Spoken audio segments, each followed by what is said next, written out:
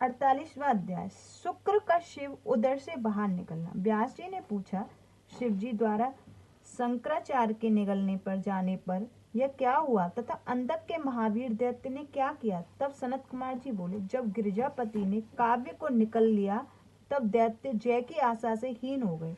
उनका उत्साह जाता रहा, वह युद्ध में निष्प्राण से हो गए।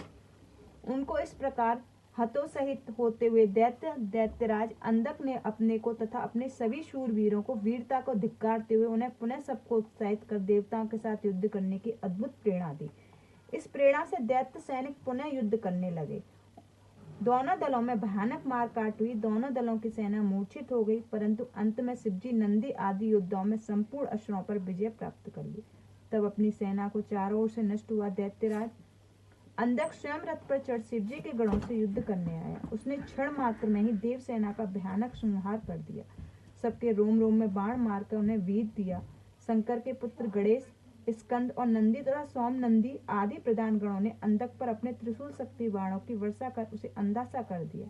उस समय दोनों सेनाओं में बड़ा कोलाहल शब्द हो रहा था, जिसे सुन शिवजी के उदर में स्थित शुक्राचार्य बाहर निकलने का बड़ा उद्योग करने लगे। उन्होंने बाहर निकलने के लिए शिवजी के शरीर में छिद्रों की बड़ी खोज की, परंतु सैकड़ों वर्ष तक सातों लोकों और पातालों में खोजने पर भी उसी प्रकार छिद्र उन्हें न मिला।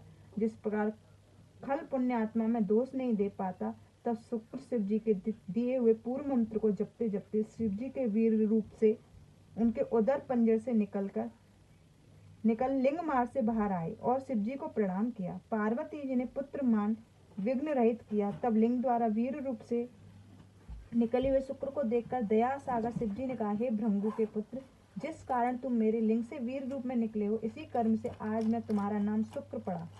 अब जाओ। शुक्र ने शिवजी को प्रणाम कर उनकी स्तुति की और आज्ञा ले पुनः दैत्यों की सेना में चले गए। यह तो शुक्र के शिवजी के उदर से निकलने का वृत्तांत है। अब उस मंत्र को सुनो जिसे शुक्र ने शिव के उदर में जपा था। इति शिव महापुराण पंचम युद्ध खंड का 48वां अध्याय समाप्त। जय गुरु जी। शुक्राना गुरु जी। 49वां अध्याय। अंधक का गणपत्य प्रवृत्तांत। सनत कुमार बोले, ओम नमस्तस्ते देवशाय सुरासुरा सुर नमस्कृताय भूत भव्य महादेवाय हरित पिंगल लोचनाय बुद्धि रूपणे इत्यादि मंत्रों को जब शुक्र जी ने शंभु के उदर में जपा, तब वे उत्कट वीर के समान शिवलिंग के बाहर आए। प्रथम जन्म के पश्चात 3000 वर्ष वह फिर वेद पाठी शुक्र पृथ्वी पर शिवजी से उत्पन्न हुए। फिर अंधक शिवजी के त्रिशूल पर सूखते हुए शिवजी के 108 परम मूर्तियों का ध्यान करता हुआ उनकी स्तुति कर रहा था। इससे शिवजी प्रसन्न हो उसे सब प्रकार के भय से मुक्त कर दिव्य अमृत वर्षा से उसे 5 प्राण संचार का त्रिशूल से उतारकर उसका अभिषेक किया और कहा, मैं तेरी अंतिम भक्ति से प्रसन्न हूँ, वर मांग। अंधक हाथ जोड़ कांपता हुआ शिवजी की अनेक स्तुति करने पर अपने पूर्व अपराधों के लिए उनसे क्षमा मांगते हुए माता पिता रूप शिव पार्वती की कृपा भक्ति मांगने लगा। शिवजी चुप रहे। वही मौन हो शिव पार्वती के ध्यान में मग्न हो गया।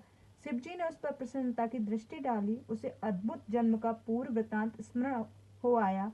उसके मनोरथ पूर्ण हो गए।